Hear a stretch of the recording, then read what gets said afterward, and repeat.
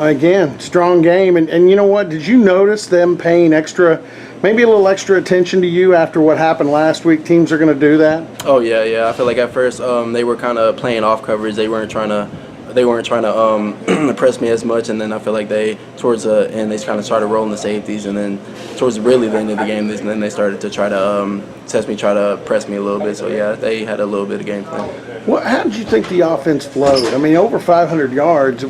It seemed like it went, kind of a little bit of up and down. Yeah, it was a little rocky. We had our ups and our downs throughout the whole game. I feel like we didn't execute when we needed to. We made plays when we did, but when we really needed them, we didn't make them. So I feel like we got to do better with that. Hey, one thing in the stats I forgot.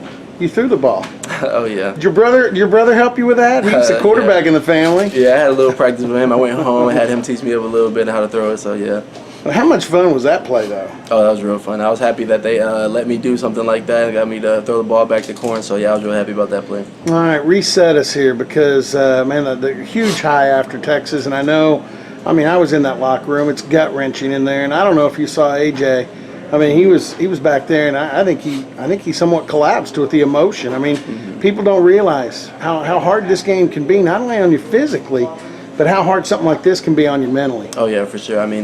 So this is more than just a game to some of us. We've been doing this our whole lives, so people from the outside really don't understand what we go through as a team and how we take things on the field and off the field. So I feel like people just don't know what we go through inside the locker room. Talk a little bit about the interception. I know it was a long time ago, but I like to hit the highlights on this too. Take us through the interception. Just from coming from watching film and knowing what they do in the red zone, I read the keys, and Coach Knowles made a great defensive call, and I adjusted to the ball and picked it off. All right, help me out too, and help your buddy out, because I know how close you and AJ are, and he's he's sick in more ways than one after this.